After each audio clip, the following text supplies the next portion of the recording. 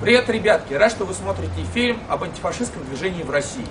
Когда мы делали этот фильм, мы старались быть наиболее объективными, вследствие чего мы взяли интервью как у легальных антифашистов, так и у нелегальных антифашистов. Хотя мы все, конечно, прекрасно понимаем, что нелегальных антифашистов не бывает. Приятного просмотра!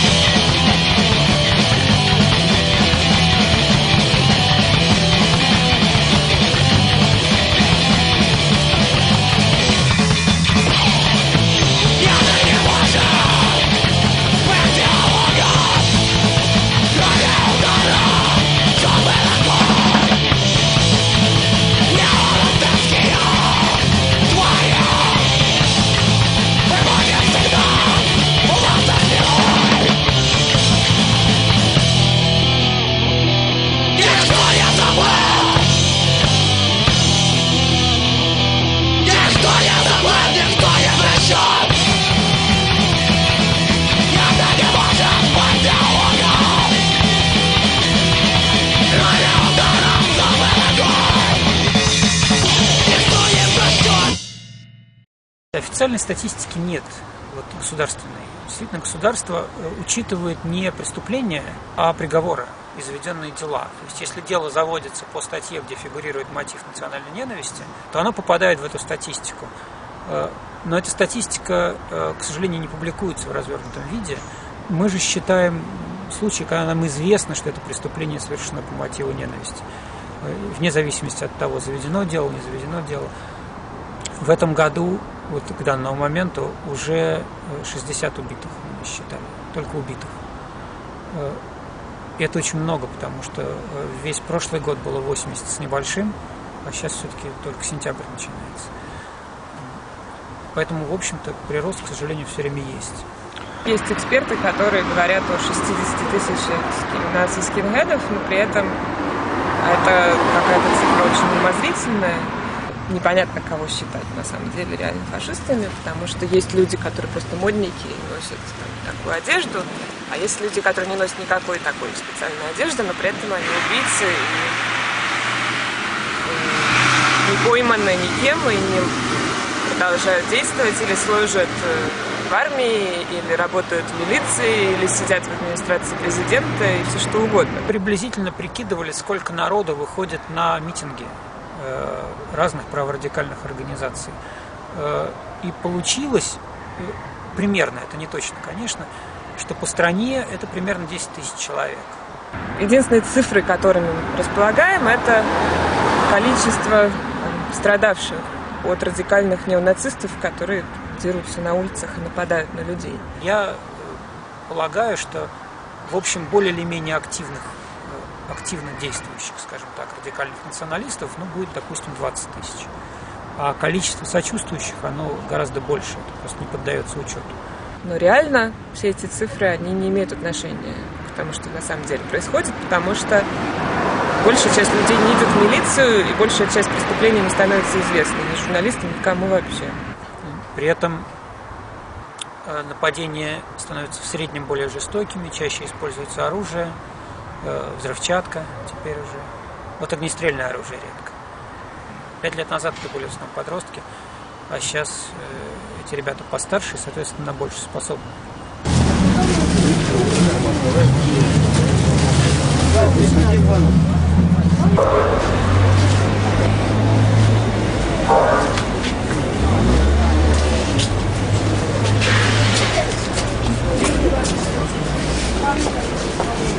Там.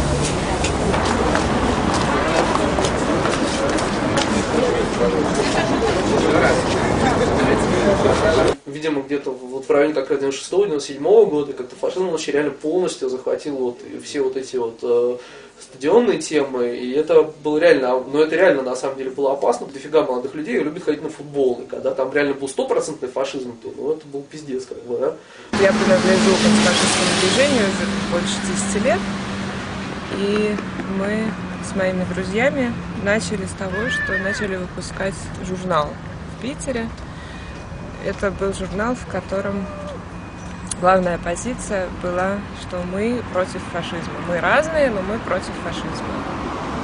То есть у нас были анархисты, у нас были какие-то люди просто средне-левых взглядов, у нас были люди правых взглядов, либеральных, так скажем. Я думаю, вот начало 99-го года первая тусовка такая, они сначала себя помнили рашами, потом шарпами, потом вообще распались. Там было, собственно, это было несколько побрившихся панков из Туса Хранителей Радуги. И они, собственно, ходили и действительно там пиздили каких-то банов. Вот. Но потом они что-то дико свернулись, потому что, потому что банов реально было там 1006 в Москве, да, их было 11 . Кроме того, мы проводили акции антифашистские, тоже, по-моему, первые в Петербурге. Мы начали это делать дважды в год. Это вот первое крю, оно закончилось в 2000 году. В 2000 же году появился такой сайт redskins.mail.ru. Мы делали наклейки, какие-то граффити, там что-то пытались как-то очень криво выпускать какую-то музыку. Потом какой-то принципиальный шаг был в 2002 году, когда когда банов стало меньше, да, то есть тогда, помню, активных банов стало 2-3, а нас стало 15. Это уже стало интереснее, потому что можно было кого-то и пиздушить. Но баны на нас мутили, я думаю, от полтинника до стольника в среднем. Весна 2003-го, фактически весна 2004-го, когда не происходило вообще ничего, а уже с 2004 года это пошло на такой достаточно массовый поток. Там такой с этой попрется.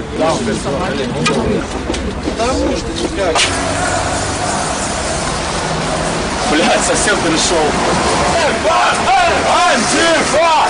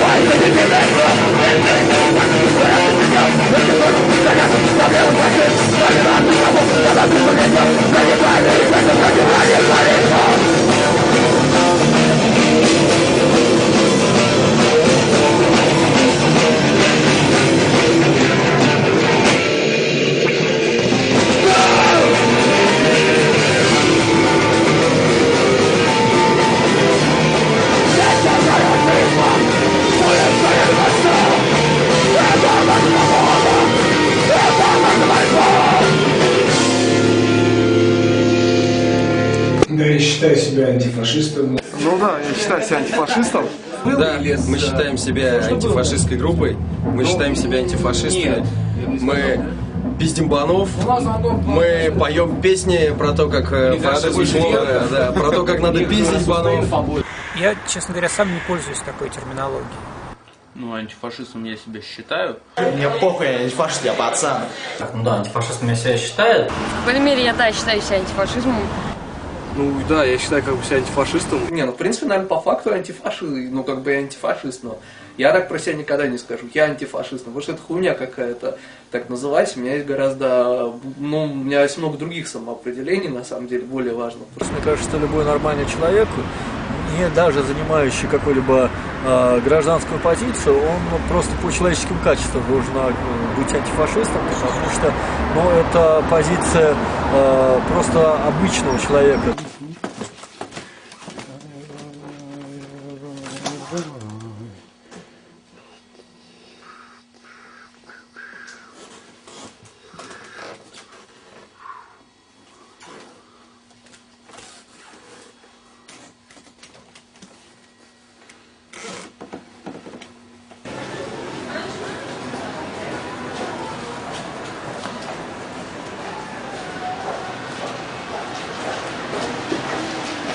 Антифашизм – это такая толковая вещь, которая очень актуальна, за которую я подписываюсь. И это сейчас надо в нашем обществе, потому что это проблема, и как человек думающий,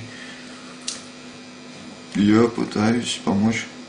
И антифашизм для меня – это предпринимание неких действий против фашизма. Они могут быть разными, и каждый для себя выбирает то, что он может, и то, что он считает правильным, что не всегда, кстати, одно и то же. Ну, антифашизм можно понимать разными словами. Можно понимать как борьбу на улицах, не знаю, интернет-бои, не знаю, борьба на книжках, когда там старые старперы сидят и там разговаривают о антифашизме и так далее. В принципе, это все можно назвать антифашизмом. И в каждом мере эти вещи, в этих вещах есть плюсы и есть минусы. Отрицание идеологии фашизма, превосходство одной нации над другой, одной группы над другой. Соответственно, антифашизм – это активное противостояние этой идеологии, соответственно, там, исключение из своего круга общения националистов, это переубеждение своих друзей. Для меня антифашизм – это противодействие власти, капиталу, ну и, естественно, тем всяким фрикам, банкхедам, которые ходят на наших улицах по России, страдают хуйней. Антифашизм для меня – это противостояние любым видам дискриминации. Пиздить банов, петь про то, как, к чему, каким последствиям плохим ведет фашизм, клеить наклейки в метро антифашистские, зачеркивать свастики на улицах. В принципе, я считаю, что антифашизм – это нормальная человеческая позиция любого здравомыслящего человека. А антифашизмом для меня является борьба, в принципе, с любым угнетением каких-либо малых групп, будь то национальные меньшинства или там пенсионеры или студенты. Будь то гомосексуалисты, лесбиянки, черные, мигранты, бедные, бездомные. Антифашизм – это прежде всего это сопротивление на улице. Да, это не те парни, которые пришли сегодня. Это музыка, это мода, это круто, да? А это разбитые щи, за которые ты всегда можешь ответить.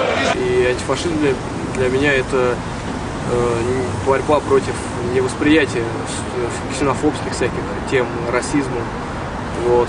То есть я считаю, что все люди как бы одинаковые, и стоит их мерить по поступкам, а не по их как бы каким-то отличительным чертам, с которыми они родились. Антифашизм – это то, что нас всех объединяет здесь сегодня.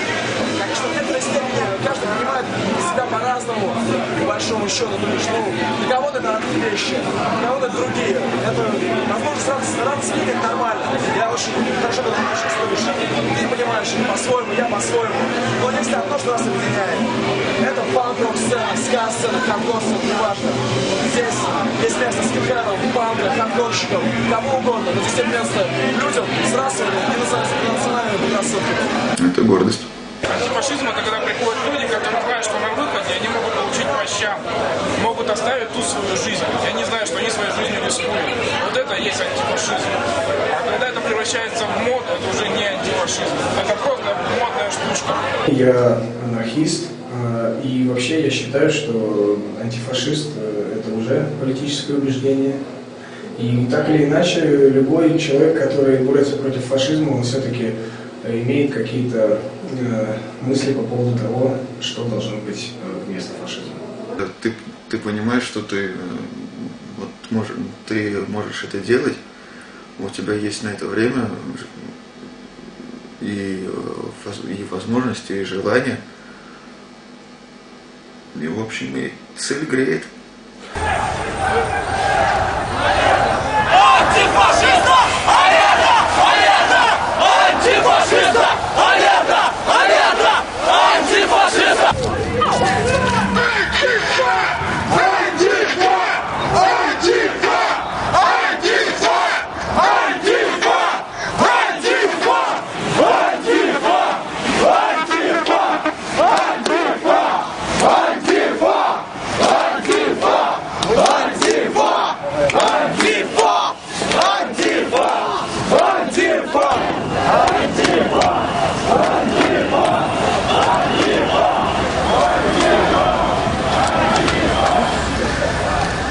сейчас как на взлете находится как фашистское движение, так и антифашистское движение.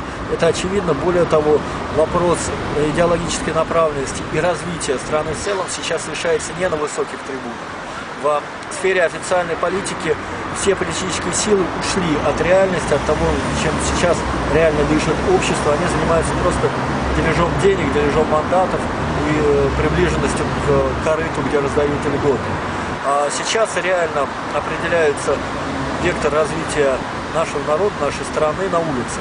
Мне кажется, что, соответственно, сейчас в России есть, собственно, две разных проблемы. Одна вот это баны, вторая некая как бы общая ксенофобия. На самом деле баны это некое порождение вот этой общей ксенофобии. Да?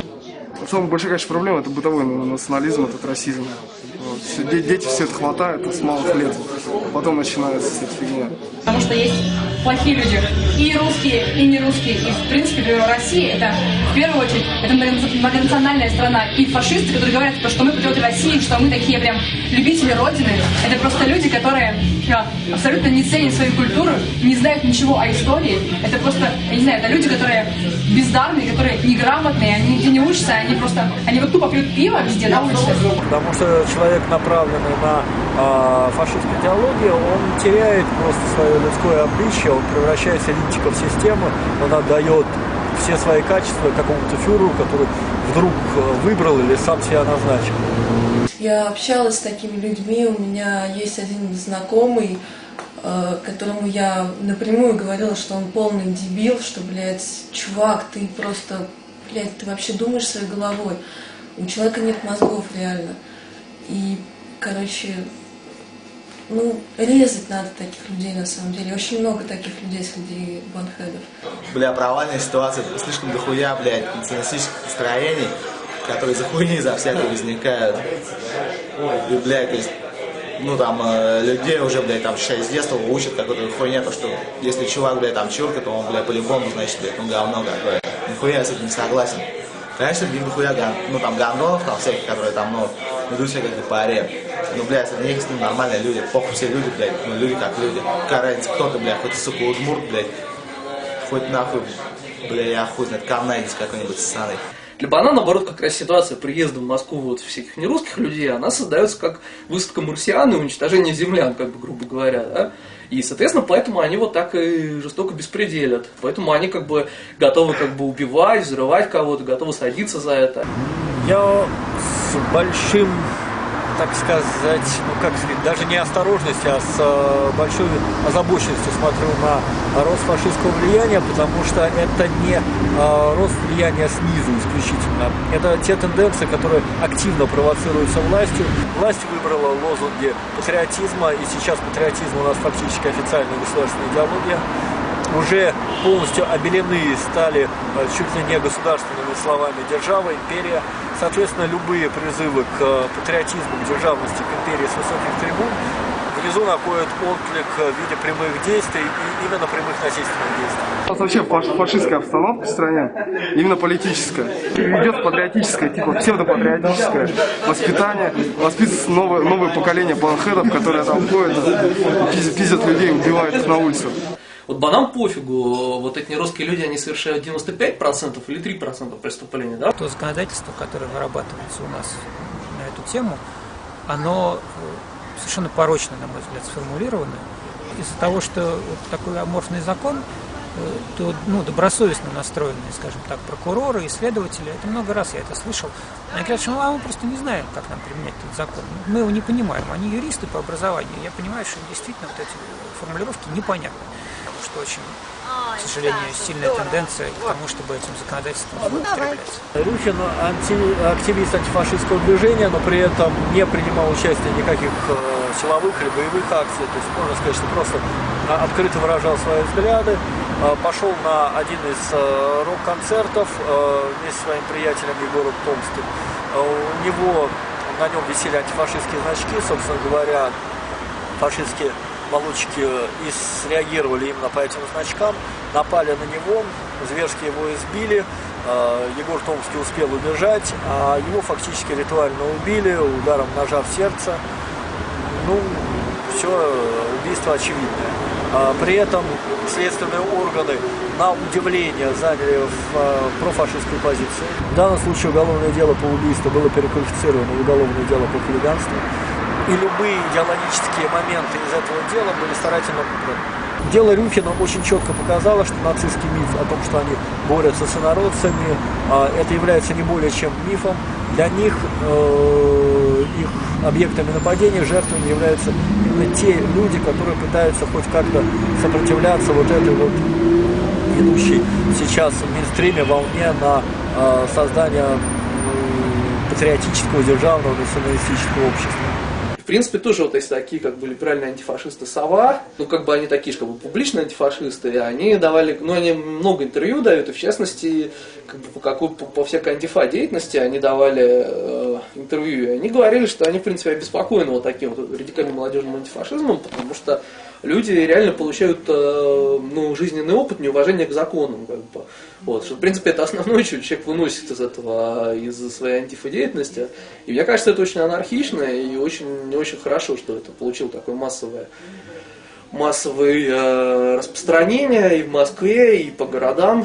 И это реально уже сотни людей. Вот, и у них, то есть они реально учатся, не знаю, какому-то сопротивлению без центрального лидера.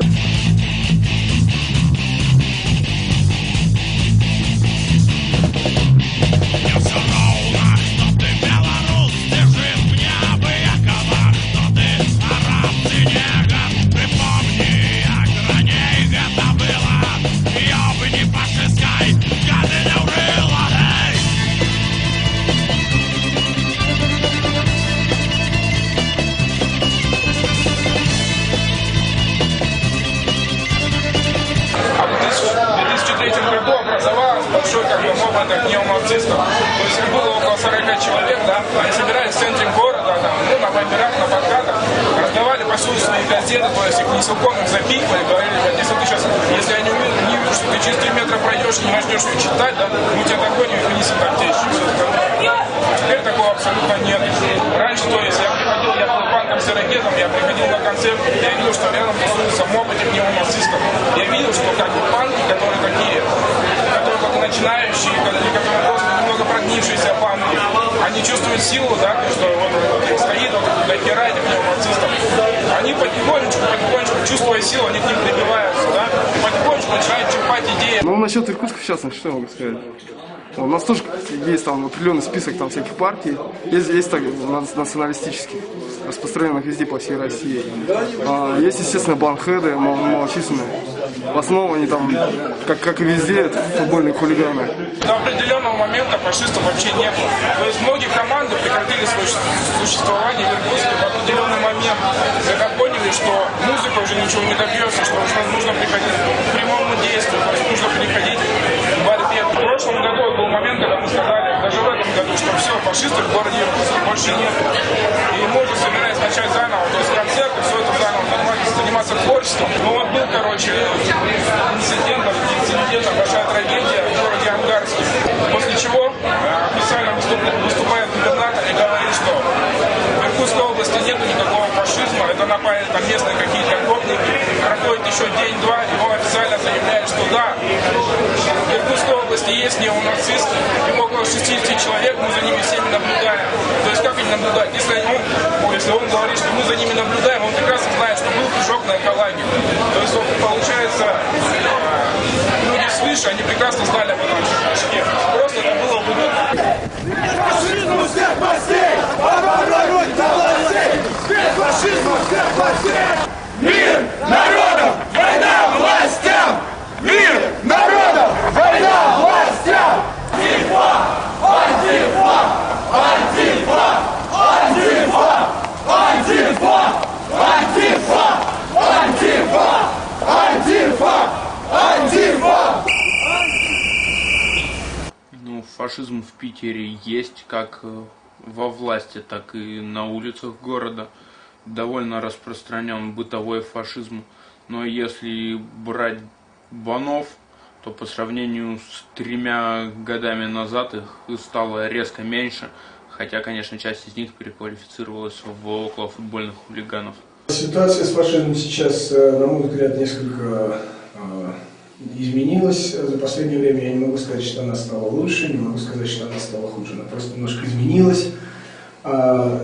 Групп фашистских молодежных стало меньше, но они стали более радикальными, все чаще используют оружие, все чаще доводят дело до убийства. Вот. Ну и стали появляться некоторые политические объединения правого толка, которые, на мой взгляд, имеют какое-то будущее. Народу дохуя, это модно, но очень опасных людей, нациков, их мало. И это дети. Они все больше и больше радикализируются и переходят от каких-то акций в стиле футбольных фанатов к радикальным акциям в стиле индивидуального террора. То есть выслеживанию и устранению каких-то определенных людей. Ну, может быть, не определенных людей, но вот именно запугиванию путем убийств. Последнее их громкое, напоминание о себе было, примерно год назад. Тогда они порезали 2 индусов, один из которых скончался. Примерно в то же время они прыгнули на активистов ФНБ, опять-таки пацифисты, они боятся нападать на скинхедов и хулиганов, и даже на панков не так часто. И в основном нападают на пацифистов. Надо заметить, что наше движение в Санкт-Петербурге, по крайней мере, существует всего в организованном плане около 3 лет, наверное. Такое более-менее, когда мы уже стали что-то делать. И то есть я считаю, что в сравнении с Западом и даже с той же, например, Москвой, мы еще находимся в стадии зародыша. Поэтому я думаю, что мы растем медленно, но растем, и это, безусловно, позитивно.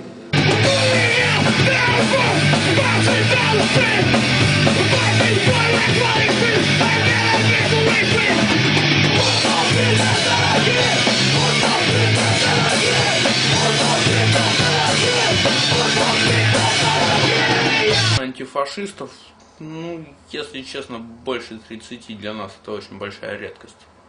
В смысле именно готовых к бою. Так-то после концерта можно вывести на улицу до 150 сотен. Вот, но это не показатель. То есть у нас и аполиты там, если что-то подпишутся, и не убегут. Я имею в виду там модов, всяких лысых аполитичных. Они говорят, да, это говно, это неправильно. Вот взять тех же панков, да, вот лысые, скинхеды, антифа, там шарпы, там вся хуйня. Они на акцию не берут панков, акции прямого действия, там, пизды дать кому-нибудь, потому что они им не доверяют. В Питере в основном скинхеды и casual. Панков очень много, антифашистов, но они не являются милитант. То есть очень много людей, которые поддерживают, но то есть в силу неких обстоятельств они не могут постоянно быть готовыми к бою, и их сложно мобилизовать. Тяжело быть девушкой в антифашизме, потому что на самом деле, кто не старался, я не сексист, нихуя. На самом деле сексизм присутствует везде. Со стороны антифашистов, товарищей, соратников, но и со стороны тех же бонхедов. То есть, в принципе, если бонхед сексист, это на самом деле пиздато, потому что ты его бьешь, а он тебе не может ответить. Вот. А со стороны антифашистов очень неприятно, когда ты готова к бою, а тебе скидывают шмотки и говорят, ты если что, я сейчас отстреляю удар или там что-нибудь пневмат, и ты съябывай с моим пневматом. Лично на моем опыте я мало знаю, что среди антифа, что среди фа девушек на самом деле таких именно, которые идейные, которые готовы ко всему, мало. На мой взгляд.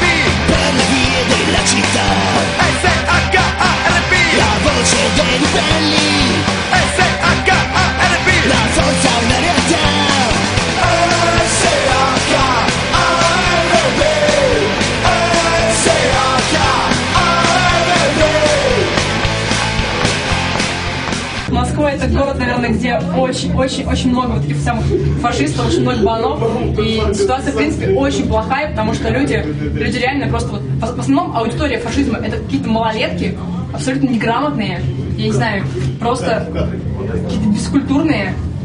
Они просто устраивают какой-то дебош, они бьют, они говорят, что мы фашисты, мы пиздим там хачей, ля-ля-ля. На самом деле, вот, объективно, они убивают тех же самых русских молодых людей, русских студентов, которые просто говорят, что мы антифашисты. И это просто пиздец. А реально сейчас ситуация, что если бы он не пиздобол, то, соответственно, на нем несколько трупов в среднем на каждом бане есть, как бы, да. Вот непонятно, допустим, если он дико резко поумнел, сказал, все, я больше не буду, я был неправ, там, давайте я даже, не знаю, там, фонд Холокоста переведу 5000 рублей, да. Ну, понимаешь, нет, с одной стороны хорошо, с другой стороны, вот для меня не ясно, прощается ему на этом вот эти 7 убийств или не прощается. Это сложный вопрос, им надо думать.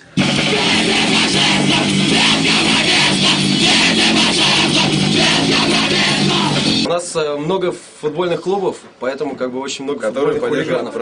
Вот, и все наши футбольные хулиганы являются правыми футбольными хулиганами. Соответственно, помимо, собственно говоря, банов, так называемых бомбхедов, в Москве еще очень много правых хулиганов, короче. Вот.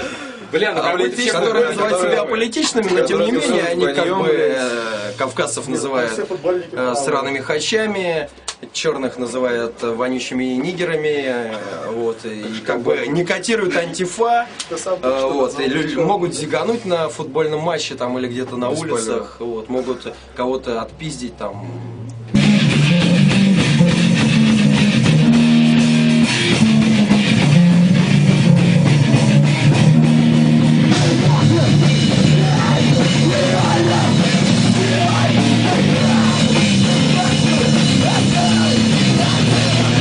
Фашистов достаточно много, то есть несколько раз чуть ли не хватали мы люлей просто то, что идем по улице с какой-нибудь антифа-символикой, да, там банальный даже значок немецкий антифашистик Эшелон привлекает внимание банов настолько, что, в общем, возникают жесткие довольно проблемы.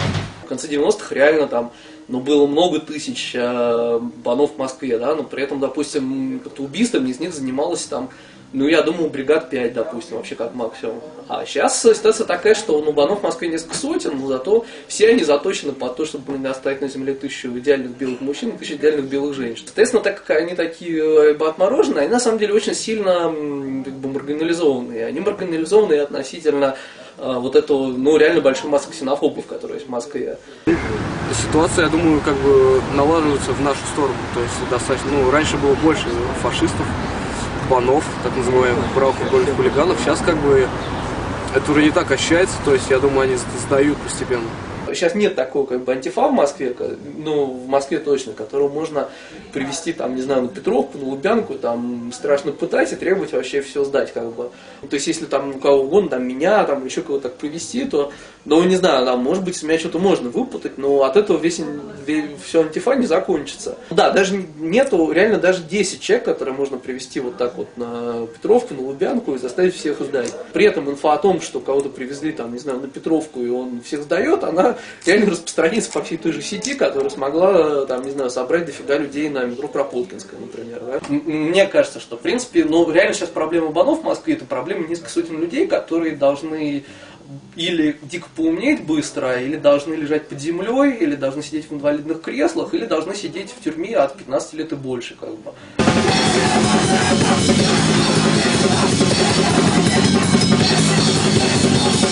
Мы собираем сведения о нападениях на то, что называется на почве ненависти, то есть совершенных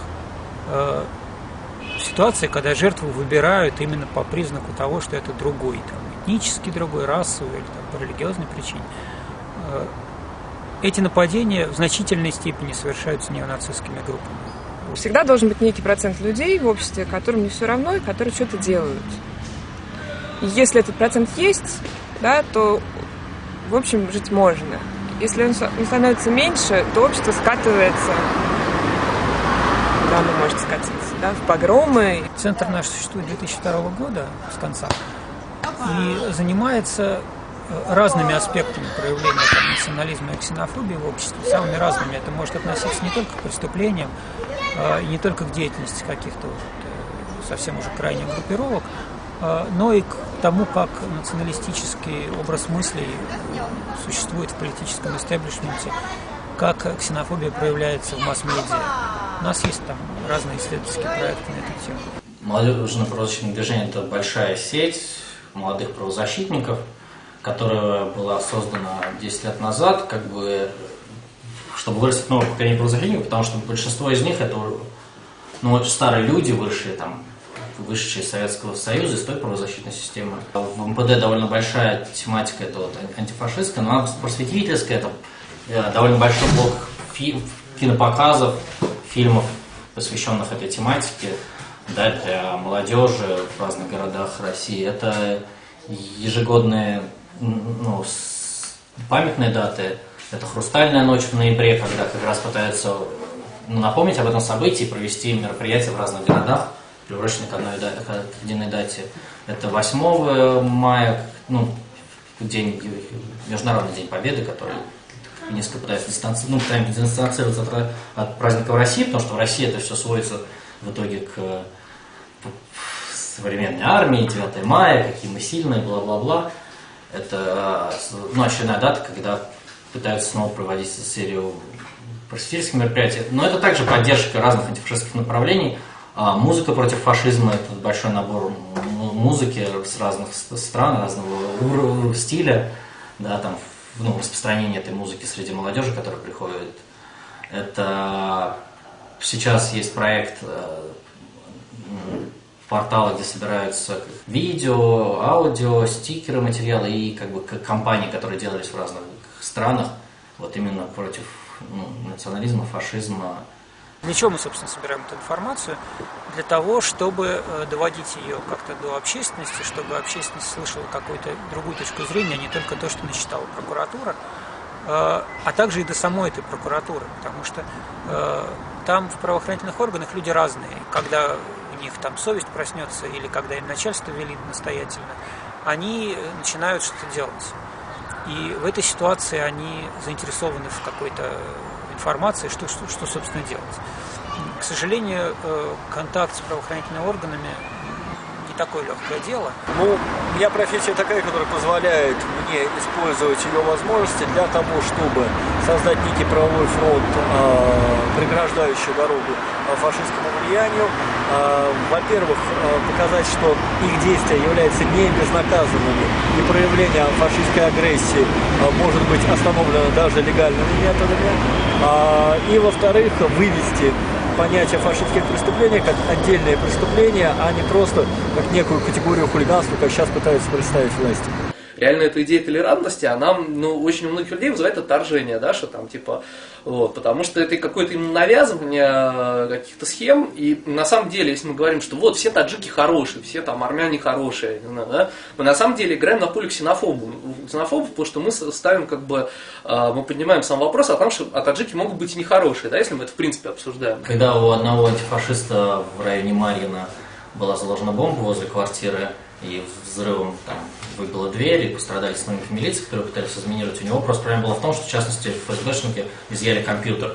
Мы на следующий день были там, мы помогали составлять жалобы, чтобы мы вернули компьютер, но вообще всячески пытались помочь по этому делу. Вопрос о том, что делать, тут он распадается на две части, потому что есть люди, которые, как говорят в милиции, стали на путь преступления. Если они уже встали, уже поздно что делать с ними. По большому счету их может остановить только полиция. В принципе, приемлемо для активиста сливать что-то мусорам, да, но, то есть, опять же, тут здесь, конечно, большое но. То есть, во-первых, да, это, конечно, сильно не анархично, но при этом мне кажется, что это надо делать все равно не напрямую, то есть нельзя, с ментами все равно общаться нельзя, потому что уже хотя бы потому, что надо четко понимать, что мент он не в рамках антифашизма, да, это в рамках уже более широких каких-то идей. Мент, он все равно является нашим врагом, очень не кислым, да, и сегодня его запрягли чмырить бана, а завтра его запрягут чмырить тебя. То есть, соответственно, очень хороший вариант это находить какие-то, какого-нибудь, допустим, адвоката, адвоката, который может, который как бы, ну, потому что у него такая профессия, имеет дело с мусорами, да, и в принципе ты общаешься не с мусорами, ты общаешься с адвокатом, да, или это могут быть какие-то, да, в каких-то случаях правозащитники, в каких-то случаях какие-то журналисты СМИ, да, которые, ну да, то есть, чтобы между тобой, если ты что-то сливаешь мусорам, вот, то, соответственно, между тобой и мусорами должен быть какой-то буфер, вот, потому что иначе это просто опасно для тебя лично. Довольно большая была кампания, просто вот когда было 60-летие Победы под Москвой, мы использовали эту тематику, чтобы заставить людей задуматься о том, что там против Германии не была идея, там, что русский народ победил, и мы пытались донести, что сражались разные национальности, что важно именно в том, что победили эту идеологию. Еще да, есть еще, конечно, какие-то общественные самодеятельные, так сказать, формы противодействия.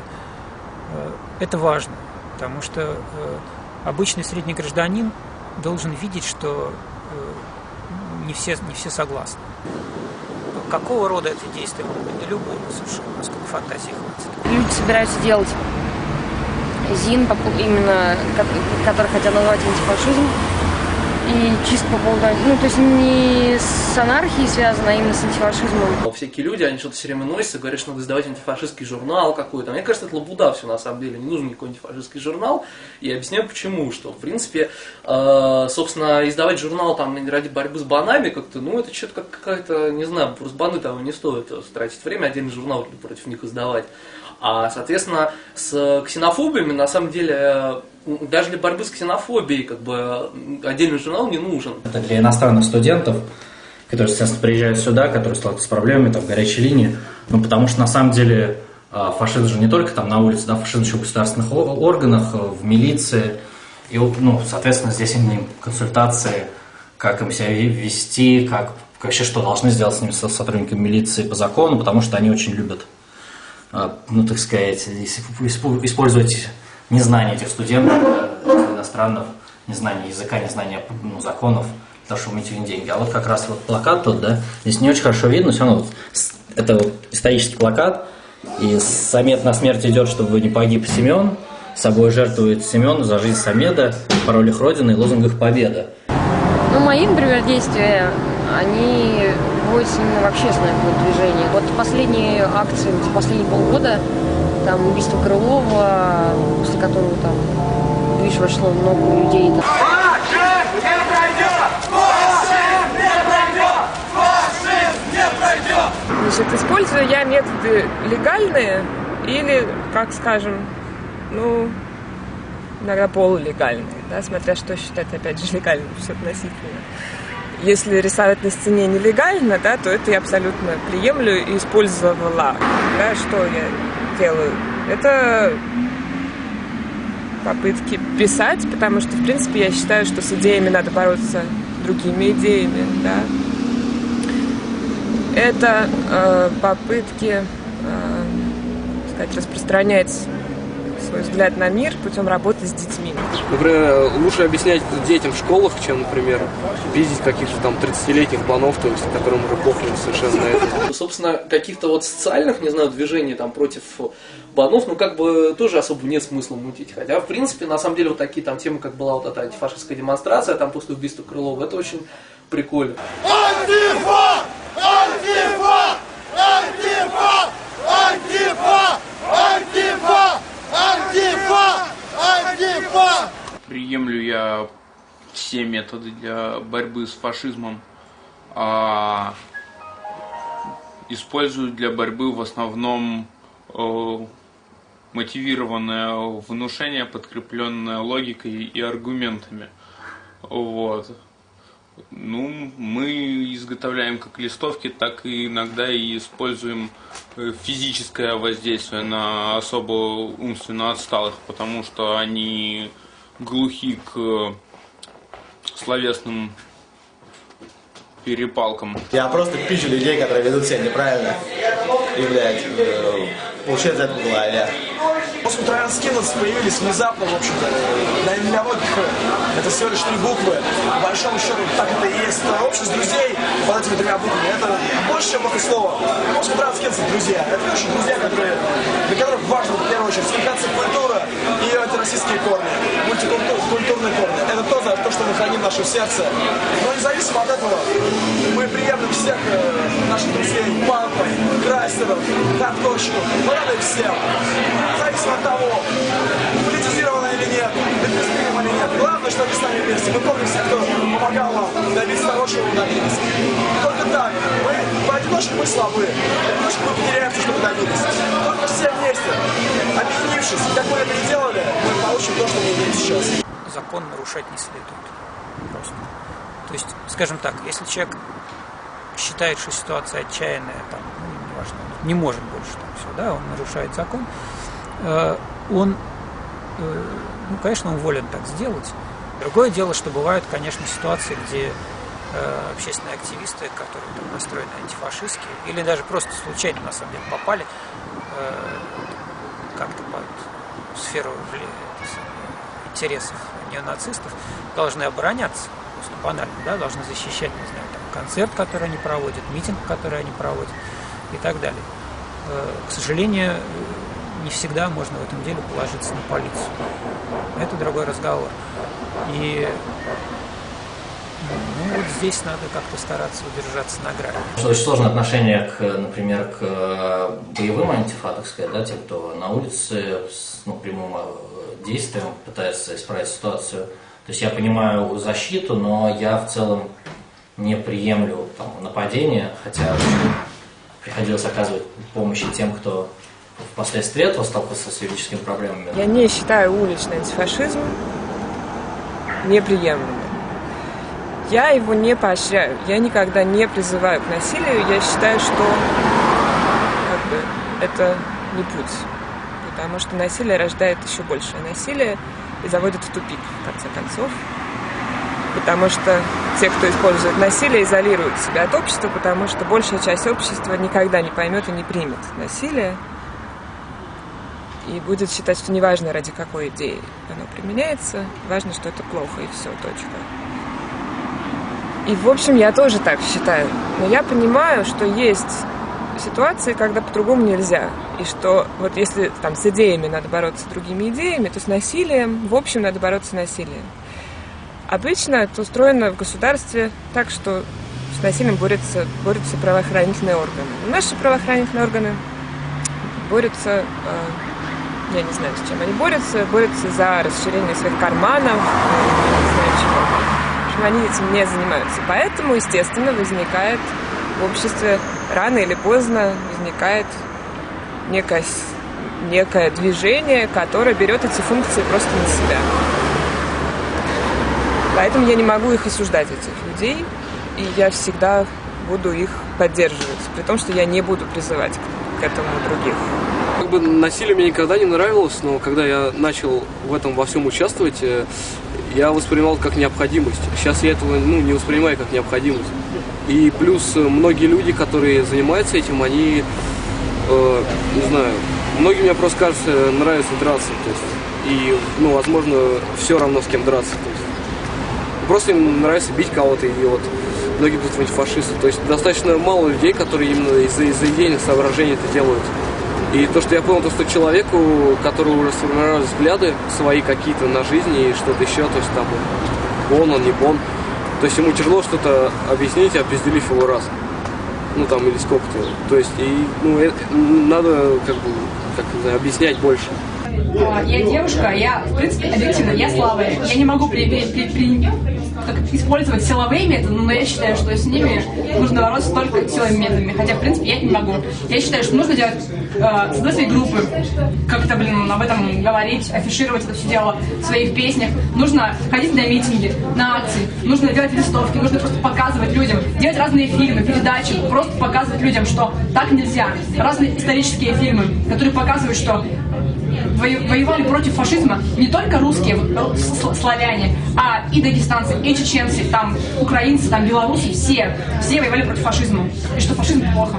Я приемлю любые действия для борьбы с фашизмом, использую те, которые на данный момент просто возможны. Я стараюсь использовать любые. Лично я использую пока только пропаганду. То есть я пытаюсь объяснить человеку на словах. Мы приемлем все методы, какие только могут быть использованы в этой борьбе. Пропаганда, листовки, газеты, непосредственно давать пизды, главное резать. Если тебя валят, можно, в принципе, и в какой-то степени убить. Всеми любые методы, которые помогают в борьбе с фашизмом. Это насилие, то есть насильственные методы, физическое противостояние банхедам. То есть стать у них на пути, когда они маршируют там, по улице моего города. Да, если я увижу там где-нибудь в метро или там в автобусе фашиста, я, естественно, мимо не пройду. Я считаю, что фашизм радикальный. Всякая там писанина, либеральный антифашизм, он ни к чему хорошему не приведет. Также я считаю, что антифашизм не может быть аполитичным по определению самому. Потому что мы занимаемся все-таки делом таким. Я приемлю любые методы борьбы с фашизмом. Кто бы что ни делал, как может, пускай помогает. Агитации, просто банально своей идеей, просто тем, что сам не приемлет это дерьмо. Но лично я использую метод прямого действия. Я и мои друзья, мы не приемлем фашистов в своей среде, мы готовы всегда к прямой конфронтации. Радикально им, блядь, по голове нахуй хуярить арматурой.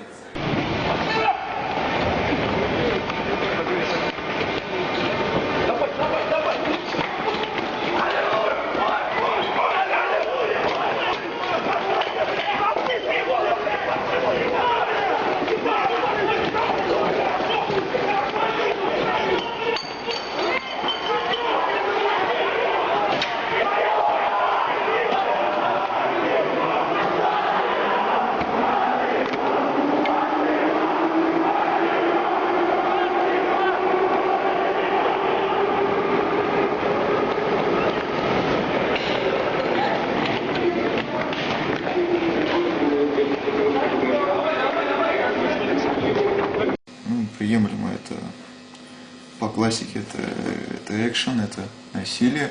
Вот, а использую обычно бытовой антифашизм, то есть всякие базары на кухне, вся хуйня. Стараюсь открыть глаза обычным людям, что хач это не кавказец, там любой, а хач это кавказский гопник. То есть общение. Ищу и выкладываю фотографии в интернете, ищу информацию о них.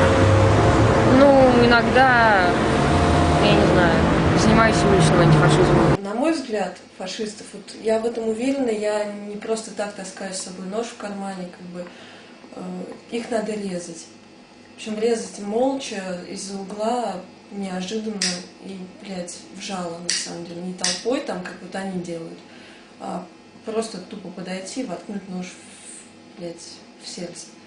Потому что, на мой взгляд, такие люди не должны существовать. Я состоял в МОБе, например, мы ездили там, накрывали периодически там каких-то правых людей, то есть еще что-то, вот.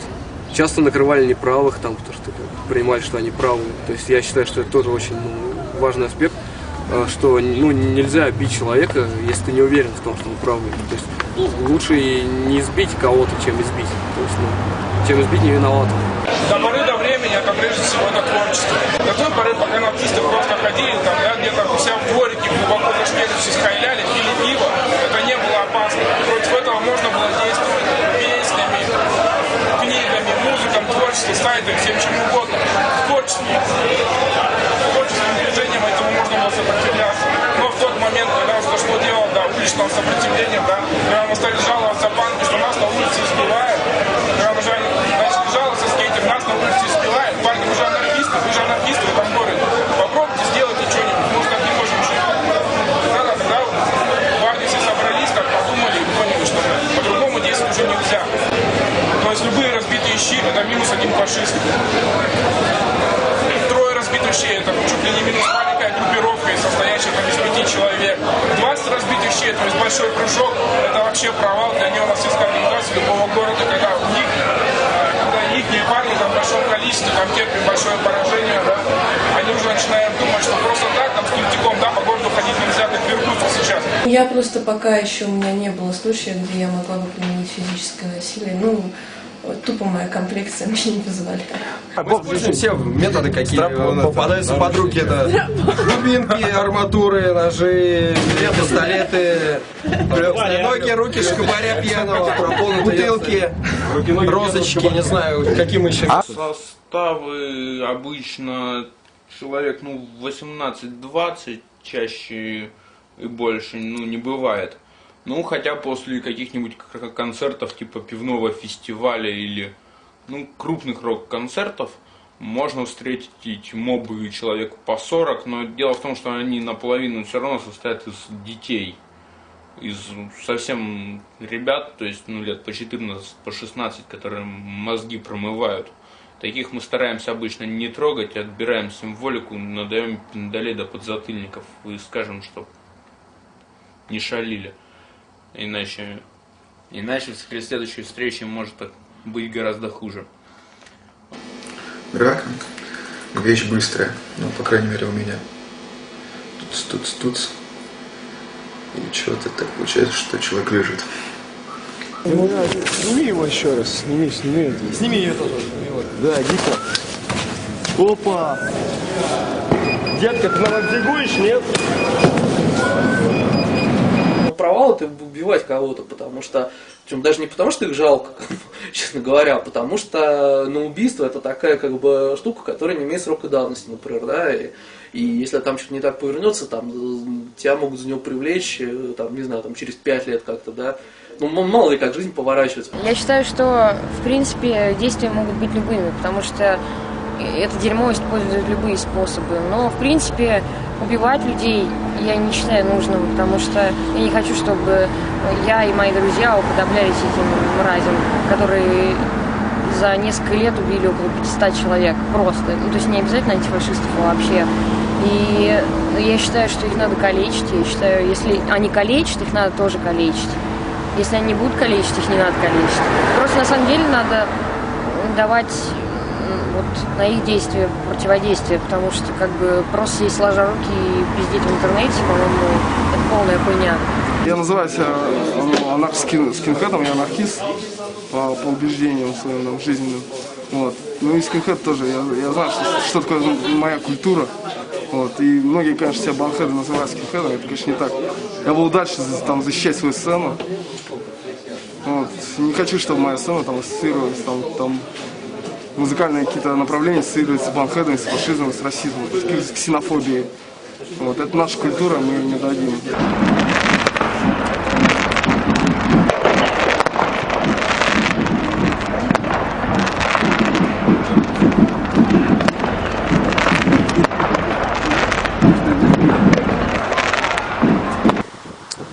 То, что мы собираем и предоставляем заинтересованным в этом людям, скажем так, любым, какую-то информацию и публикуем какие-то разъяснения юридического толка по поводу тех или иных эпизодов, в целом идет на пользу. Служим или служили, я уже не знаю, своего рода альтернативой тому самому насилию. Мне кажется, что это так, что это есть, что это хорошо. То, что диалог между антифашистской общественностью и властями удалось перевести в какое-то содержательное русло, и что стали появляться какие-то конкретные государственные программы, что законы стали меняться в лучшую сторону. К сожалению, не только в лучшую, они все меняются, но тут уже ничего не поделаешь. Но и в лучшую тоже. Это результат действия таких групп, как наша. Если мы пишем об этом, если мы, так громко скажем, просвещаем людей, то, может быть, будет больше тех, кто снимет листовочку, кто заступится в метро за избиваемого таджика, кто не промолчит, когда при нем будут оскорблять кого-нибудь по национальному признаку и так далее. Это не очень большие достижения, это совершенно не те достижения, которые можно измерить. Но, тем не менее, я считаю, что это важно. Те дела, которые удалось провести до конца, типа дела Илюхина, очень четко показывают, что нету никакой национальной подоплеки, что на самом деле это просто пытаются выпустить пар социального недовольства в сторону национальной розни, национальной резни, что нет никакой религиозной подоплеки. Как известно, Рюхин был не только русским, он был глубоко православным человеком и настолько верующим, что соблюдал все религиозные православные обряды.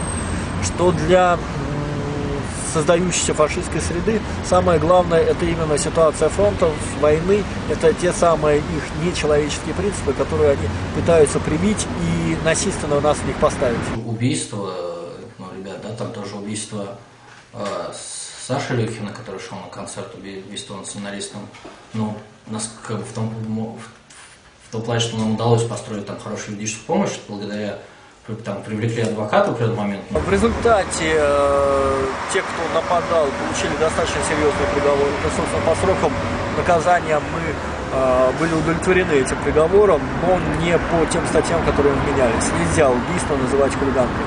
К сожалению, те, кто совершал эти преступления в этой же компании, часть из них до сих пор находится в бегах. Но тут и то, что люди как бы привыкают к носителям другой культуры вся в стране, это, конечно, есть. Во-вторых, то, что, в принципе, менты начали их так щемить. А в-третьих, то, что, конечно, мода подпрошла. Ну и во многом, конечно, действия именно как бы антифа тоже повлияли. То есть они повлияли, ну, по низким направлениям. И то, что, ну, они как бы зарядили часть людей, что это вообще типа такая крутая игра, ловить банов и там и дико их метелить.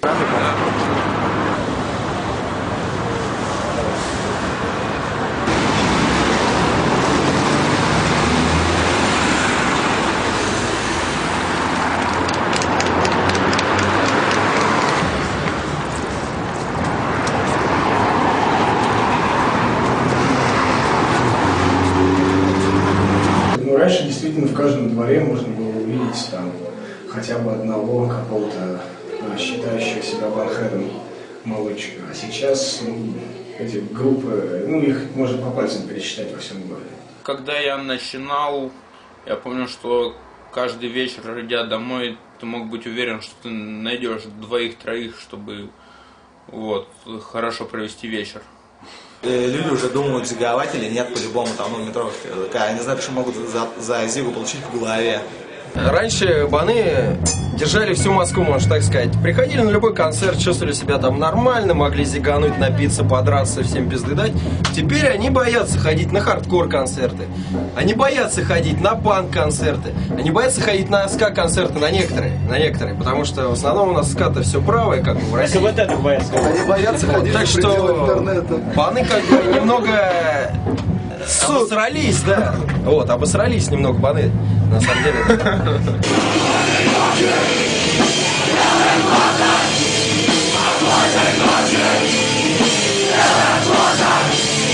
Политически, я думаю, что вряд ли мы имеем влияние на какие-то политические круги, политические группировки.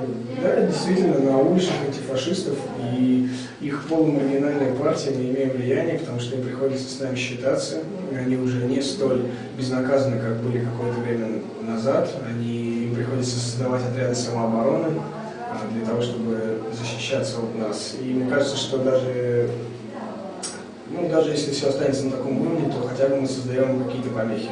То есть они уже не чувствуют себя полноправными, полноценными хозяевами города, которым никто не может ничего сказать. Антифа-движение создало слой дофига молодых людей, которые получили опыт конфронтации с государством, как бы, да, то есть из них как бы, ну, многих очень как бы каша в голове, многие люди, не знаю, там как-то они по какой-то там по желанию попиздиться, они там погоняют за антифу там пару лет, потом как бы пропадут и становятся такими же обывателями, которые были, вот, но кто-то остается, кто-то врубается там дальше во всякие правильные темы. Сейчас мы просто по своим контактам мы находим эти группировки там, в подбориках, которые тусуются, шкерятся, потому что с центра не выходят, в каком виде боятся, потому что щи можно легко потерять. Нам отзванивают скейтеры, рэперы, просто парни с улицы, даже гопники отзванивают, говорят, ну вот мы стоим, прошли мимо нас, там, банда, там, 10 человек, да, бритоголовых, на подкатах, все. Мы тут же узнаем информацию, мы туда приезжаем, собираемся, мы выносим это,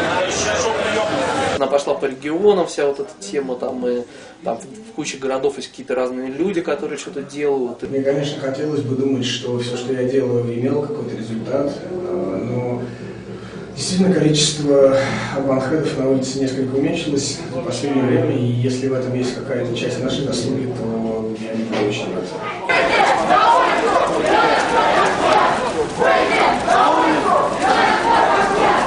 Ну, я считаю, что напрямую мои действия на это повлияли, потому что фашисты перестали чувствовать себя на улицах города уверенно, и то есть они не могут в открытую символизировать свою атрибутику, символику, им приходится проводить свои концерты полузакрытыми или закрытыми, что не позволяет им вербовать новых участников движения.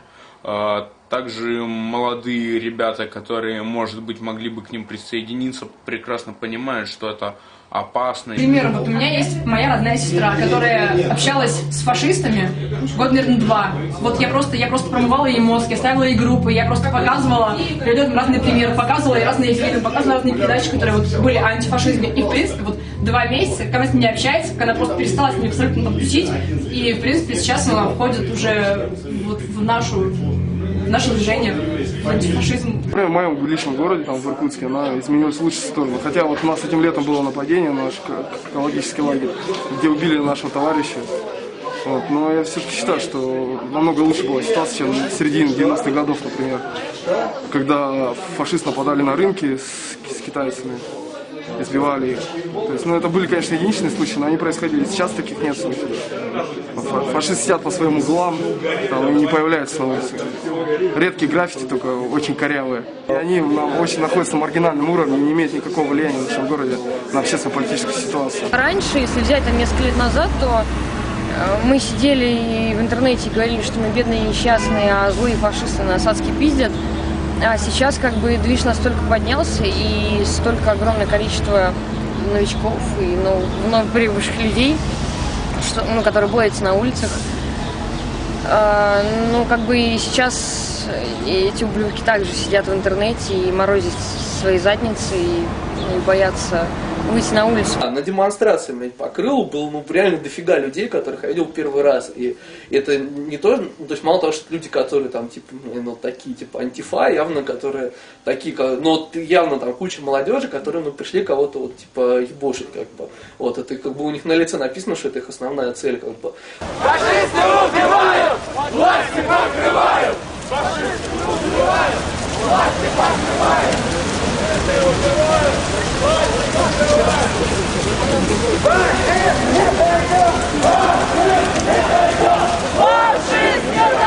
Если год назад поход на концерт, прогулка с друзьями, акция, это все могло быть очень плачевно, угроза была слишком велика, риск очень большой, цена была очень высока. Но сейчас мы добились многого.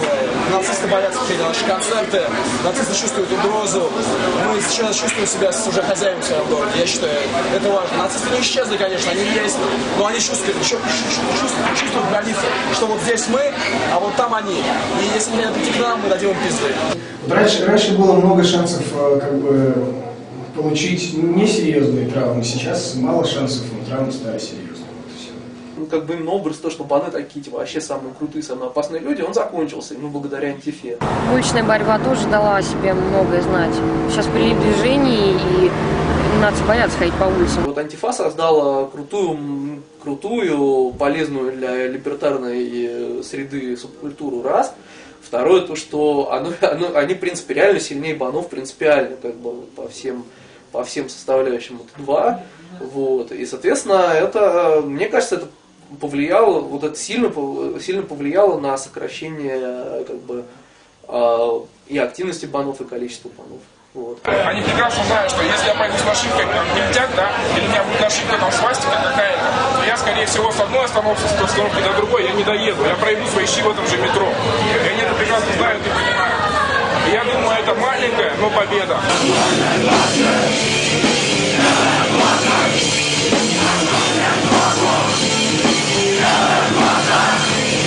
Найти в последнее время фашиста становится все сложнее и сложнее. Вот.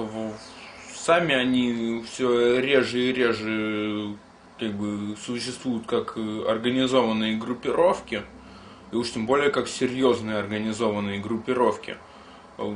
На нас они нападать боятся, Вот, а когда на них можно напасть, они обычно сильно превышают нас в количестве, как то русский марш.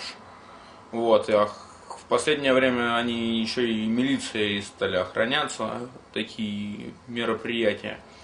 Поэтому, не очень часто, на самом деле, случаются столкновения. Единственное, возможно, они то, что повлияли, то, что они, не знаю, они, возможно, стали гонять больше на беспалеве, то есть более скрываться, но особо-то меньше их не стало из-за этого. То есть, более обострилась борьба, то есть,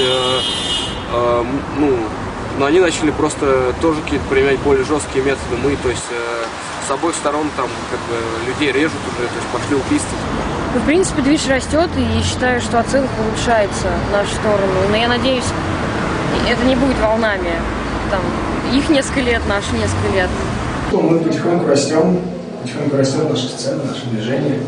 И уже даже простые люди знают, что такое антифа. 5 лет назад никто бы, я думаю, что не ответили на этот вопрос, если бы нас спросили. Сейчас потихоньку мы развиваемся. Баньё нахуй оборачивается, сука, себе за спину, блядь. Я не понял, что есть сила, которая им противостоит. Мы сделали живую легенду всего этого. Люди боятся всего этого. Люди рассказывают легендарные сказки. Им нравится, они боятся нас, это угроза.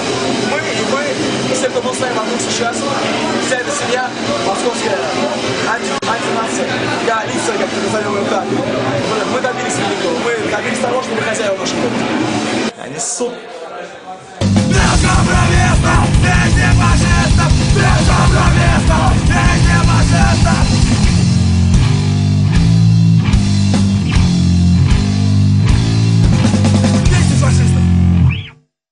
Спасибо, ребятки, что просмотрели данный фильм. Я надеюсь, он вам понравился и, может быть, заставил вас о чем-нибудь задуматься. Спасибо всем тем, кто так или иначе принимал участие в создании данного фильма. Спасибо всем тем, кто дерется на улицах и очищает наш город от коричневой мрази. Спасибо всем тем, кто осуществляет юридическую помощь нашим ребятам, попавшим в застенки. Спасибо тем людям, которые в своем творчестве поднимают тему антифашизма. Ребята,